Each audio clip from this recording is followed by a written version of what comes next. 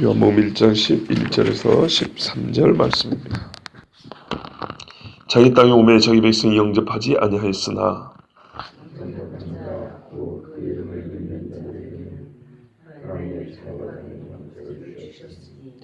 이는 혈통으로나 육정으로나 사람의 뜻으로 나지 아니하고 오직 하나님께로부터 난 자들이니라. 아멘. 세상이 예수님을 알지 못한 것은 요한복음의 뒤에 가면 뭐라고 하냐면 예수님 내가 세상에 속하였지 아니하였기 때문이라고 그랬어요. 예수님을 이해하고 알기 위해서 세상적으로 갖고 있는 눈과 생각으로는 전혀 예수님의 정체와 신분을 파악할 수 없었다는 얘기입니다. 같은 무리에 속해야 그가 누군지 바르게 알 수 있을 건데 다른 무리에 속한 겁니다. 무리라는 표현이고 다른 세상에 속한 겁니다. 예수님이 이 땅에 속한 분이 아니므로 세상이 나를 알지 못한다. 자, 또 다르게 표현했죠. 그들이 어둠이 더 좋음으로 빛을 영접하지 아니하였다 그랬죠. 바로 그 차이거든요. 예수님이 어둠에 속한 분이 아니니까 예수님을 알아보지 못했다 그랬어요. 사람이 보이긴 보이죠. 나사렛 출신이고 목수의 아들인 건 알죠. 하나님의 아들인 줄 모른다는 겁니다. 이 세상의 눈만 가지고는 저 세상에 계신 하나님이 육을 입고 이 땅에 온다는 것을 생각할 수도 없고 알 수도 없었다는 거예요. 예수님이 이 세상에 속한 분이 아닌 거로 저들이 나를 알지 못하였다. 그런데 자기 백성은 알았어야 되는 거죠. 율법 있고 약속이 있고 예언이 있고 또 예수님의 표정이 아니고 표적을 보면 성경을 비춰보면 성경의 성취인 줄 알 수 있기 때문에 예수님을 단순히 저가 그리스도구나 이렇게만 하는 게 아니라 받아들이고 영접을 해야 되는데 그리하지 않았습니다. 그래서 그들의 죄가 더 큽니다. 자, 그랬는데 12절에 보니까 자기 백성도 영접하지 않았지만 영접한 사람들이 있다는 겁니다. 우리가 그렇죠. 여러분이 인터넷 설교 방송을 보는 교회들에서는 이렇게 말하면 아멘 이럽니다. 그죠? 똑같은 줄 알았는데 아마 우리도 한 200~300명 모였으면 그랬을 겁니다. 근데 이렇게 몇 명 없으니까 그냥 말로 이러고 지나가는 거죠. 근데 나중에 호흡이 부족한 날이 되면 후회할 겁니다. 하나님은 우리가 하는 한마디 한마디 다 기억합니다. 그러놓으면 일생을 모아놓으면요. 내가 입을 열어서 아멘 할 수 있는 걸 놓친 거를 세보면 수천 번, 수만 번 됩니다. 제가 양심적으로 고백했잖아요. 30살이 되기 전까지는 옛날에 어른들이 신앙생활 하면서 걸핏하면 주여 하는 걸 잘 이해를 못하고 별로 마음 내키지도 않았어요.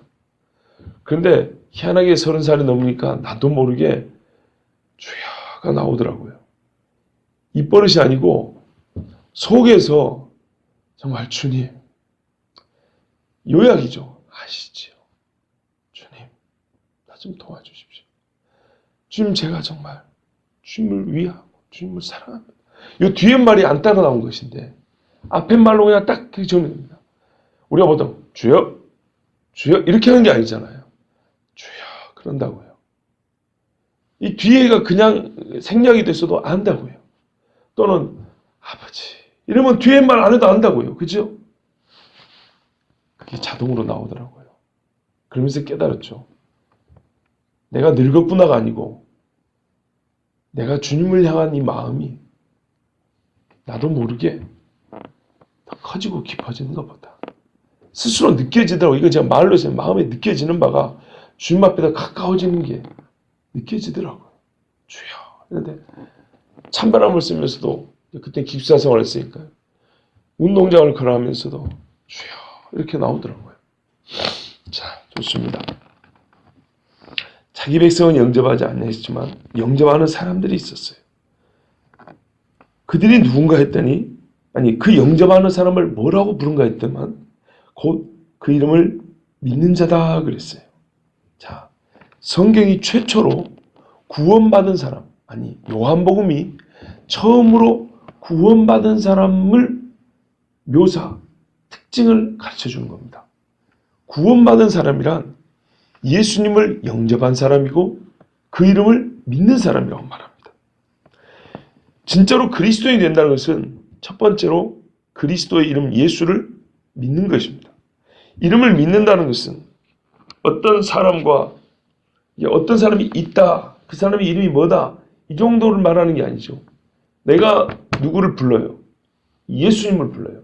그러면 그 예수님과 그 예수라는 이름을 가진 사람이 무슨 일을 하셨는지, 그것이 나에게 무슨 의미가 있는지, 이 관계에 대해서, 그리고 그 일을 능히 이루실 이름이라는 그 이름이 가진 능력에 대하여 완전하게 믿는 상태를, 그 이름을 믿는다 그럽니다. 그러니까 어떤 이름이 한 인격에 붙여졌어요. 그 이름을 가진 인격의 정체, 그러니까는 나사렛 예수가 하나님의 아들로서 이 땅에 오셨다 뿐만 아니라 그가 오셔서 하신 일도 진짜고, 하나님의 아들인 것도 진짜고, 하나님의 아들로서 한 일, 뭔 일을 했어요? 33년 동안 일을 우리가 어릴 때부터 다 믿을 필요가 있는 건 아니죠. 십자가 사건. 그리고 공생애 3년 동안 우리에게 보이시고 가르쳐 주셨던 그 말씀이다. 그거를 믿고 그로 말미암아 내가 구원 얻는다. 이게 아까 주여에 압축된 것처럼 이게 다 압축된 게 나는 예수님을 믿습니다. 이거란 말이죠. 이 예수님을 믿는 자, 한마디로 예수가 그리스도다, 예수님이 나의 구원자라고 믿는 사람이 구원받은 사람이고 믿는 자고 영접하는 자다. 요한복음이 처음으로 그리스도인을 가르쳐주는 말씀입니다. 그러면 어떻게 되냐? 그 효과에 대해서도 요한복음은 생각보다 속도가 빨라요. 다른 복음서에 가면 뒤에 가서 주여 내가 믿나이다 라고 막 사람들이 이렇게 고백할 때 예수님의 가르침이 한참 진행된 다음에 들려줄 수 있는 말씀을 처음에 나와요. 누가 이 빛을 믿는 사람이고 구원받은 자냐? 영접하는 자고 그 이름을 믿는 자들인데, 그러면 무엇이 주어지냐 했더니 하나님의 자녀가 되는 권세를 주신답니다. 그런데 그 전에요, 그 이름을 믿는 자가 영접한다 그랬죠. 영접하는 말도 좀 생각해 봐야 되겠죠. 지적인 동의가 아닙니다. 아주 쉽게 표현하면요, 내 남편과 남의 남편입니다. 저 사람이 남의 남편인 거 알아요. 이게 영접이 아니에요. 너희들이 사는 것까지 내가 믿어요. 그게 영접이 아니에요. 한 남자가 내 남편이에요. 내 남편으로 내가 받아들이죠. 내 아내로 받아들이죠. 결혼생활할 때 그렇죠. 혼인생활할 때. 그리고 완전히 나의 전체 인격과 삶을 그에게 맡기죠. 그는 그녀에게 맡기죠. 그죠? 이것이 영접이에요. 부모님이 막 조화하고 잔치 준비해요. 왜 그러냐 그러면 새 사람이 들어와 그런다고요. 이게 영접이에요. 지나는 길손 아무리 진수성찬 차려줘도 이거는 그냥 잠깐 먹고 가는 건데요. 한 번 들어온 우리 집에, 이 집에 들어온 그 사람 죽을 때까지 가는 거예요. 옛날 우리 세상 표현으로 뭐라 그래요? 이제 이 집 귀신이다 이런 표현 쓰는 거죠. 제가 이거는 비유를 가르쳐 드리는 겁니다. 영접이란 말은 믿습니까? 예, 제가 믿어요. 이걸 말하는 게 아니에요. 성경의 표현은 그가 내 안에 내가 그 안에. 완전히 나는 그의 것입니다. 이걸 영접이라고 그래요. 그러면 이 영접을 믿는다. 믿는다는 게 이런 거예요. 혼인사역에서 당신은 나의 남편으로 일생을 가는 거고 나의 아내로 이제는 나의 돕는 배필로 일생을 가는 거예요. 이게 서로 믿는 것이고 이게 영접하는 겁니다. 그래 보통 남자들이 오빠 믿지 이런다고요. 그러면은 뭔 말인지 모르고 믿어요 그래 갔다가 좀 문제되는 경우가 있는데, 말하자면 내용상으로는 그런 믿음을 말하는 거예요. 자, 그러면 뭘 얻는다고요? 하나님의 자녀가 되는 권세를 하나님은 주시고 우리는 얻어요. 예수 이름을 영접하면 자녀가 되는 하나님의 그 권세도 동시에 받아들이는 것이 되는 거죠. 이걸 어떤 목사님은 권세, 권능과 위엄을 얻는다 그랬어요.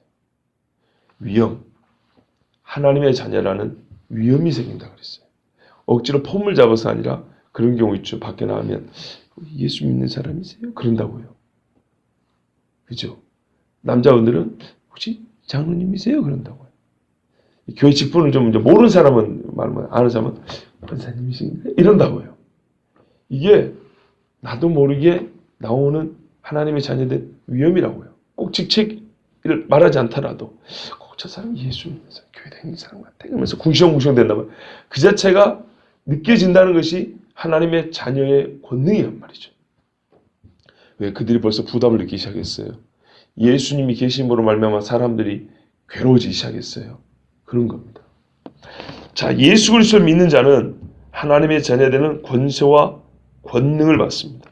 근데 표현을 주목해 보세요. 하나님의 자녀가 됩니다.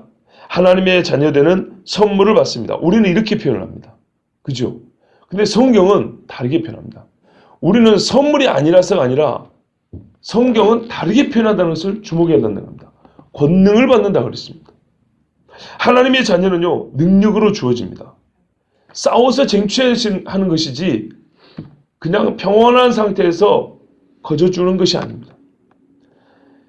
하나님의 자녀가 되는 것을 막는 세력이 있고 하나님의 자녀가 되지 못하게 하는 하나님의 자녀가 되지 못하게 하는 조건들을 계속 공급하고 그 상태를 유지하고자 하는 악한 영들, 즉 어둠의 세력이 있어요.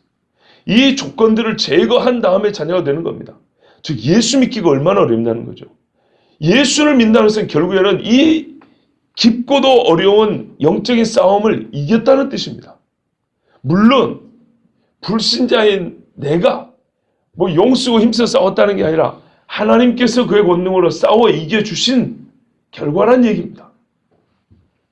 물론 성경에는 동시에 네가 믿으라고 그랬으니까 사람의 책임이 없는 건 아닙니다. 자, 성경에 이르기를 이렇게 말했죠. 세상을 이기는 이김은 이것이니 곧 우리의 믿음이라 그랬어요. 잘 보세요. 믿음이 세상을 이긴답니다. 믿음을 어떻게 써먹습니까?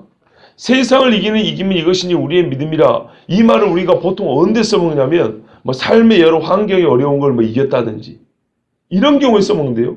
성경이 1차로 말하는 세상을 이기는 이김은 이것이니 우리의 믿음이라는 것은 하나님의 자녀가 되는 데 써먹습니다. 왜요? 그 이름을 믿는 자들이라 그랬단 말이에요. 이거보다 큰 믿음이 있고 이거보다 중요한 믿음이 있습니다. 이 믿음이 세상을 이기는 이김이라고요. 그러니까 권능이라고 말하는 거예요. 한편 또 이 말씀은 하나님의 자녀가 된 후에 달라진 위엄과 능력의 차이를 말합니다. 하나님의 자녀가 되면 그때부터 자녀의 행사를 할 수 있어요. 예수 이름으로 말하면 귀신도 이깁니다. 때로는 병도 낫습니다. 우리의 믿음이 약해서 그렇죠.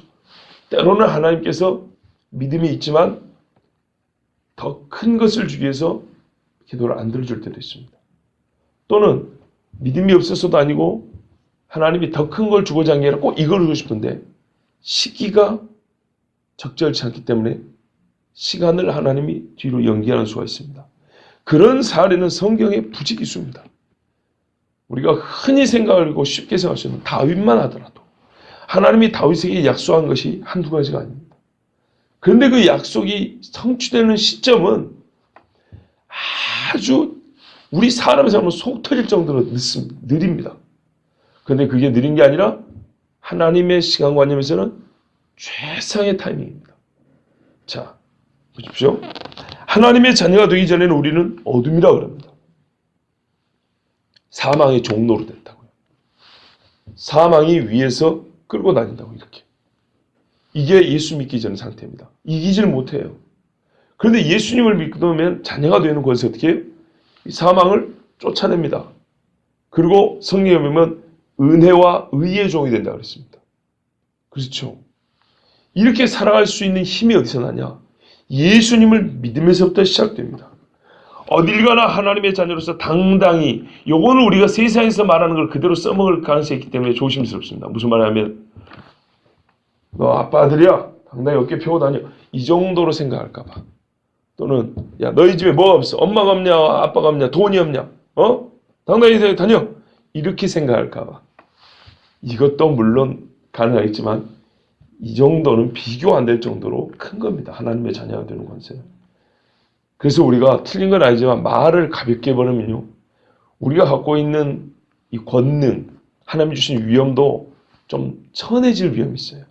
그래서 그렇게 말하지 마시고 조금 더 진짜 권능 있게 말해야 됩니다.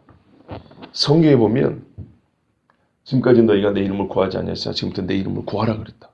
이 하나님의 자녀된 권세다. 성경에 보면 참 가난한 사람들이 많았다. 그런데 그들의 행사, 말과 행실을 보면 사람들이 그리스도를 닮았다고 그리스도인이라고 불렀다. 우리 그렇게 사는 사람이야. 성경에 우리가 나그네와 행인처럼 이 땅을 산다고 그랬지만은 의롭고 보배롭고 썩지 아니하는 그 나라를 유업으로 받는다 그랬다. 아브라함을 봐라. 이삭을 봐라. 우리가 그런 사람이다. 이제부터 아브라함이 너희 할아버지라고 해도 된다. 뭐 이렇게 말하려면 조금 다르죠. 예? 네가 애비가 없어 엄마가 없어 당당해? 이런 것처럼 예수 믿는 사람이 이렇게 당당한 거야. 예, 그런 것도 있지요. 저도 대학교 다닐 때 정말 우리 집이 어려웠다고 말씀드렸죠. 몸무게도 지금보다 한 17, 18kg가 적게 나와요. 앉았다 일어나면 현기증 못 먹어서 그랬다고요. 그런데도요. 주머니에 딱 2,500원, 3,000원 있어도 5,000원 있어도 기독교 백화점 가서 찬양 테이프 새로 나오면 샀어요. 제가 꼭 듣고 싶은 정말 은혜로운 찬양 테이프. 그러면은 이 귀에 딱 꽂고 다니는 그때 내 카세트 있어요. 조그만 미니 카세트. 딱 해서 찬송에 나오면 돈이 없고 힘들어도 주먹이 불끈 쥐어지는 거예요. 그리고 아시다시피 서울에 정말 휘황찬란 불빛들이 얼마나 많습니까? 교회 학교를 다니고 이 길에 정말 곁눈질 할 만한 것이 그렇게 많고 좋은 옷도 오죽했으면 제 청년부 생활할 때 우리 교회 집사님이었다니까요. 우리 한 선생은 옷을 좀 잘 입었으면 우리 담임 목사님 뭐라 그랬다고요? 음식점 새로운 데 가면 한 선생님 이거 처음 먹어보지 이랬다고요. 참 엄청나게 자존심 상한 문제죠. 그래도 웃으면서 6년을 다녔어요. 군대 포함해서. 그리고 이제 사역을 나왔단 말입니다. 하여튼 그게 문제가 아니고요. 그럴 때도 찬송 하나 딱 귀에서 들려오면 손에 주먹이 딱 힘이 들어갔다고. 주님 내 아버지 주께 가오니 임하소서 이렇게 찬송하면서 길을 걸으면 진짜로요. 나 예수 믿는 사람이야. 막 이게 막 심장이 막 터질 것처럼 말이죠. 몸에 힘도 탁 들어가고 당당해지는 거 있었어요. 근데 오히려 요새는 그게 더 적어진 것 같아요. 참 아름다웠던 시절을 기억하고 있습니다. 그리고 최고로 하나님 앞에 우리가 자녀됨의 권세가 뭐냐면 아버지로 부를 수 있다는 거죠. 감히 종이 어떻게 아버지라고 하나님 부릅니까? 자녀되는 권세 중에 그 새로 생긴 권위와 힘 최고는 뭐냐면 하나님을 아버지로 부른다는 거예요. 초대 교회에 후예들이라고 하는 그 다음 세대 신앙인들 중에 로마의 법학자고 철학자였던 터툴리안이라는 사람이 있습니다. 이 사람이 뭐라 그러냐면 사람들은 그리스도인으로 태어나지 않았지만 출생할 때부터 그리스도는 없습니다. 그리스도인이 된다 그랬어요. 출생할 때부터 그리스도인으로 태어나지는 않았지만 즉 뒤에 말씀이 있는데 혈통으로 그리스도인 사람은 없지만 사는 중에 하나님께서 그 사람을 그리스도인으로 만든다는 겁니다. 이제 이 본문을 그렇게 표현을 했어요. 요한 1서 3장 1절에 보라 아버지께서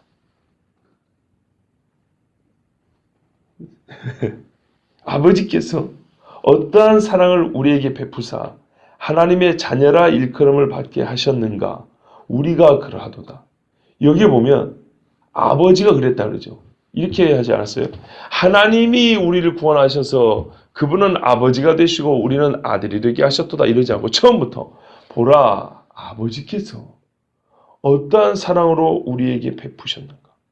그래서 우리를 하나님의 자녀라 일컬음을 받게 하셨는가 이랬어요. 터툴리안이 말한 게 이겁니다. 하나님의 자녀는 태어난 것이 아니라 태어난 다음에 하나님께서 표현하면 다시 만든다, 다시 낳는다 이런 뜻입니다. 그것을 요한일서는 아버지께서 어떠한 사랑을 우리에게 베푸사 하나님의 자녀라 일컬음을 받게 하셨는가 우리가 그라도다. 그 경험을 우리가 했다는 겁니다. 여러분 우리가 세상을 살면서 놀라운 경험들을 덜 하는데 최고의 경험은 어제는 하나님이 이 땅에 오신 거고 우리 입장에서 보면 우리가 어둠의 마귀의 자식에서 하나님의 자녀로 바뀌었다는 거. 이게 최고의 경험이고 정말 잊을 수 없는 대사건입니다. 자, 이것이 그리스도인됨의 특권이고 그래서 우리는 자녀된 특권, 권세를 받았다 하면 동시에 그 권세 있는 자의 위험이 있다는 겁니다. 그러면 예수를 믿을 때 우리가 어떤 변화의 과정을 거쳐서 이 놀라운 하나님의 자녀가 될까요? 그게 13절에 나와 있습니다.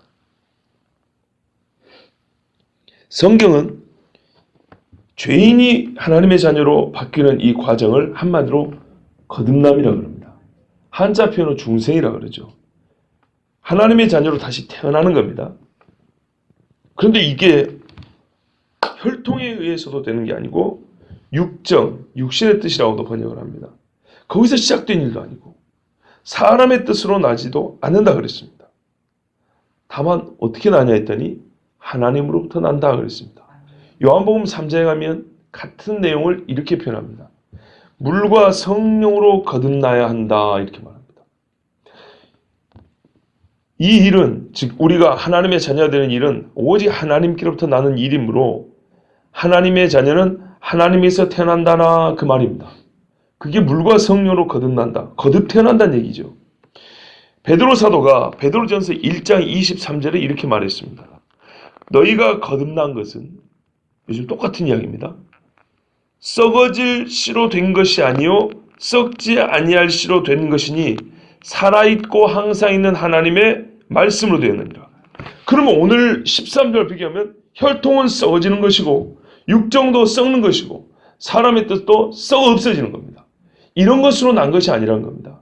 썩지 아니하고 변하지 않은 하나님의 말씀으로 된 것이고 이거를 다르게 말하면 또한 예수님이 하신 말씀 말하면 물과 성령으로 거듭난다 이렇게 말을 한 겁니다.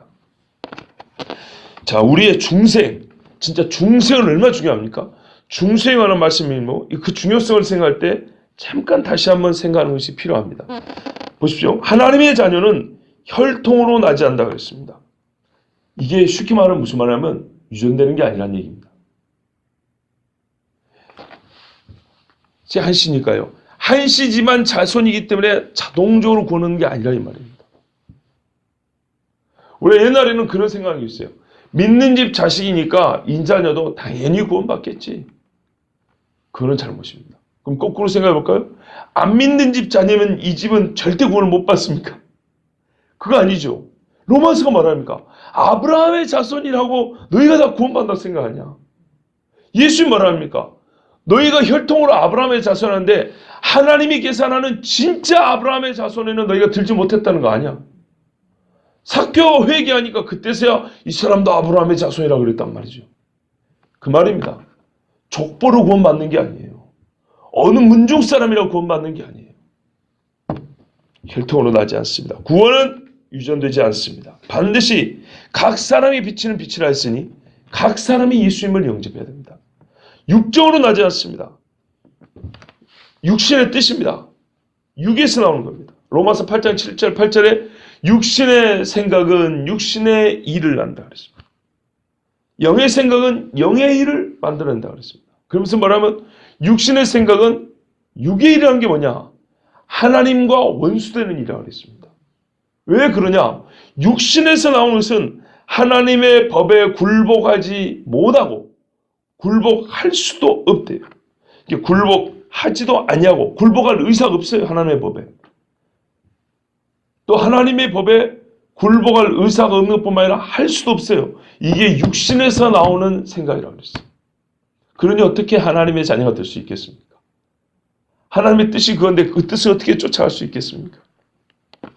사람의 육신이 만들어내는 생각과 의지에서는 결코 하나님의 자녀가 되고 싶은 생각이나 하나님의 자녀가 될 수 있는 결과를 얻어낼 수가 없습니다. 세 번째, 사람의 뜻으로 나지 않습니다.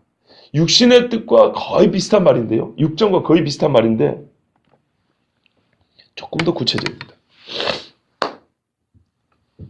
아까는 육신의 강조점이 있다 보면 영과 육을 대변했다면 육에서는 영적인 새로움이 나지 않는다는 것이라면 이 세 번의 사람의 뜻은 뭐냐면 그 육신 중에도 사람의 육신을 강조합니다.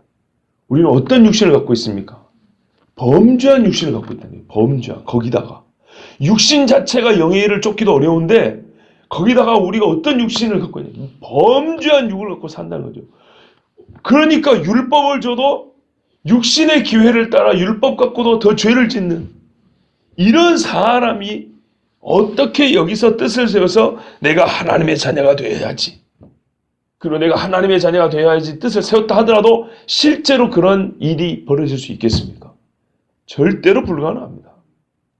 그럴 것 같으면 우리보다 앞섰던 훌륭한 사람 아브라함이 스스로 자기 의지로 자기 힘으로 하나님의 자녀가 됐다고 할 수 있겠죠. 그러나 성경에도 분명히 뭐랍니까? 아브라함이 갈대아 우르에 있을 때 하나님께서 그를 부르셨다 돼 있어요.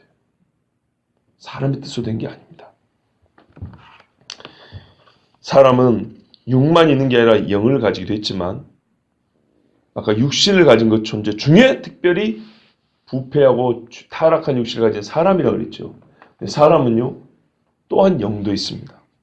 이 영도 타락이 되어 있기 때문에 이 타락한 영이 이 육신을 움직여서 하나님의 자녀가 되어야 하지 않은 생각을 만들어내지 못합니다. 아무리 고상하고 신성한 일을 구상해도 예수 그리스도를 믿음으로 하나님의 자녀 되는 일을 생각할 수도 없고 그를 위하여 방법과 절차를 고안해낼 수도 없고 그 일에 필요한 수고와 희생을 감내할 뜻도 세우지 못합니다. 그 증거는 바로 유대인, 하나님의 자기 백성이라고 부르는 사람들조차도 예수님을 보고 알지 못하고 영접지 못하고 죽였다는 데서 우리는 분명하게 확인할 수 있습니다. 그리고 니고데모가 왔을 때 예수님이 뭐라고 말씀했습니까? 두 사람이 한 대화는 하나님의 나라에 들어가는 것이었습니다. 구원과 영생화라는 문제였습니다. 그때 예수님이 대화를 하시다가 이 거듭남, 중생에 대해서 못 알아보니까 예수님이 약간의 사랑하는 마음으로 책망조로 이렇게 말합니다. 니고데모가 대답하여 이르되 어찌 그러한 일이 있을 수 있나이까? 아무리 설명해도 모르는 거예요. 사람의 뜻으로는 비록 유대인이 할지라도 모르는 거예요. 그랬더니 예수님이 하신 말씀이 예수께서 그에게 대답하여 이르시되 너는 이스라엘의 선생으로서 이스라엘의 선생이 돼도 모르는 거예요. 사람은 몰라요. 이러한 것들을 알지 못하느냐. 그러니까 이 안에 두 가지 뜻이 있죠. 이스라엘 선생 정도 되면 알 수 있도록 성경에 대한 미리 기록이 나는데 너는 성경을 어떻게 읽은 거냐. 요한복음 5장에 하면 너희가 영생을 얻는다고 성경을 보는데 맞다. 그건 잘한 거라고. 이 성경이 나에 대해서 증거했으니까 너희가 성경을 제대로 봤으면 나를 믿었으라. 이 말이죠. 그런데 왜 이런 책망을 듣습니까? 백날 첫날 읽었는데 성경에서 예수님을 발견하지 못했다는 겁니다. 그러니까 네가 아무리 이스라엘 선생이라도 너는 이 거듭남을 모른다는 거예요. 거듭남의 비밀이 성경에 없어서가 아니라 너는 순전히 사람의 생각으로만 봤기 때문에 모른다는 거예요. 이스라엘의 선생인 니고데모조차도 그의 생각 속에는 뜻에는 물과 성령으로 거듭남이라는 단어는 이런 개념은 들어있지 않았다는 겁니다. 성경은 말해주는데도 불구하고 그걸 몰랐던 겁니다.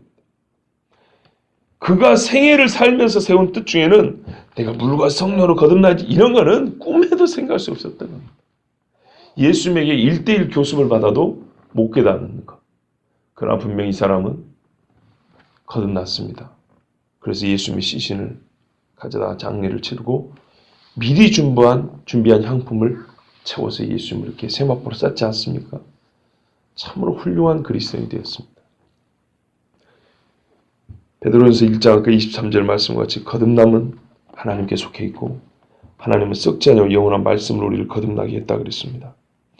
하나님의 아들 예수께서 나의 죄를 대신 지고 십자가에서 죽으시고 부활하심으로 거듭나게 된 것이고 성령께서 내 영에 역사하여 그 예수를 믿게 하심으로 거듭나게 된 것이고 그리고 이 모든 일은 사람의 뜻이 아니라 하나님에게서 시작됐다고 그랬죠. 하나님의 뜻에서 시작되었습니다. 조금 더 구체적으로 깊게 말하면 이 뜻이 세상 어느 것도 견줄 수 없는 지극한 하나님의 사랑의 속성, 이 사랑의 마음에서부터 뜻이 나왔습니다. 그래서 온전히 우리가 거듭난 것은 하나님에게서 난 것이라. 하나님의 자녀되는 권세는 오직 성경에 있다. 오직 하나님께로부터 난 것이라. 이 사람들은 하나님이 낳은 자들이다. 이렇게 말씀하고 있습니다. 이를 또한 잘 표현해주는 말씀이 두 구절이 있어서 읽어드리고 마칩니다. 로마서 5장 5절 6절에 소망이 우리를 부끄럽게 하지 아니함은 우리에게 주신 성령으로 말미암아 하나님의 사랑이 우리 마음에 부은 바 됨이니 우리가 아직 연약할 때의 계약대로 그리스도께서 경건하지 않은 자를 위하여 죽으셨도다. 삼위일체적으로 우리의 구원을 이렇게 설명하고 있습니다. 그래서 저도 아까 삼위일체적으로 표현한 겁니다.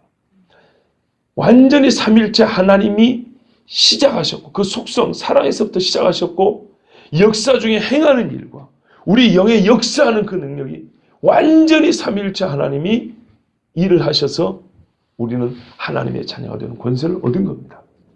또한 이를 요한복음 3장 16절에는 하나님의 이 사랑의 속성에 입각해서 이렇게 표현합니다. 잘 아시죠? 하나님이 세상을 이처럼 사랑하사 독생자를 주셨으니 이는 그를 믿는 자마다 멸망하지 않고 영생을 얻게 하려 하심이라. 아멘. 세상에 미국의 레이건 대통령이 그가 한 무슨 정치적 업적을 말하는 게 아닙니다.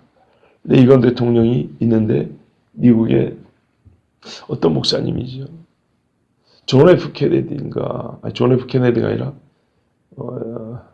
제가 아는 목사님인지 하여튼 무슨 케네디 목사님이 있어요. 그분인지 아니면 빌리 그레이엄 목사님이 한 건지 잘 모르겠지만 하여튼 어떤 목사님이 그 대통령을 만나서 이렇게 우리나라도 조창기도 같은 거 있죠. 아마 그래서 만나러 갔나 봐요. 근데 레이건 대통령을 앞에 놓고 물어봤대요. 대통령. 우리말하면 대통령님. 당신은 예수를 믿는다. 그러는데 당신이 죽어서 천국에 들어가야 될 이유를 하나님이 내가 너를 무슨 이유 때문에 천국으로 들여야 되겠느냐. 이렇게 물어보면 뭐라고 대답하시겠습니까? 이 심각한 정말 그전에는 일이 생각 못했는데 내가 너를 천국으로 들여야 될 이유가 어디 있냐라고 이렇게 하나님이 그렇게 물어보신다면 물론 만든 이야기지만 구원의 근거를 정확히 갖고 있는 걸 물어보는 겁니다. 그때 이 레이건이 상당히 심각하게 고민을 했다고 합니다. 내가 예수 믿고 구원받았다고 생각하는데 정작 이렇게 질문을 받고 나니까 이 사람이 백악관에 안에 들어온 것도 내가 허락을 해서 들어온 건데 그럼 천국에 들어가야 될 내가 천국에 니를 발붙이게 해줘야 될 이유가 뭐냐 물으면 뭐라고 대답해야 되겠습니까?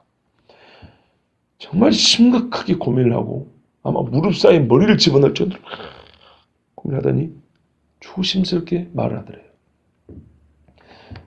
하나님이 세상을 이처럼 사랑하사 독생자를 주셨으니 이는 그를 믿는 자마다 멸망치 않고 영생을 주려 하십니다. 나는 이 말씀밖에 대답할 것이 없습니다. 맞습니다. 맞습니다.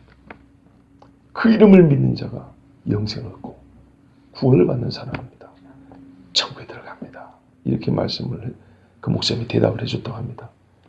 예, 우리는 오늘부터 그 빛이신 그분을 믿는 신자, 믿는 자가 얻는 구원, 하나님의 자녀되는 권세를 들었습니다. 듣기 시작을 한 겁니다. 요한복음으로 보면 이제 시작을 한 겁니다. 이로부터 시작해서 그 영생의 깊이와 크기와 놀라움을 계속해서 맛볼 것입니다. 가장 큰 것을 받았습니다. 하나님의 자녀가 되었습니다. 오늘 여러분 기도하십시오. 아버지 하고 기도하십시오. 하나님께서 아버지로서 우리에게 응답해 주실 것입니다.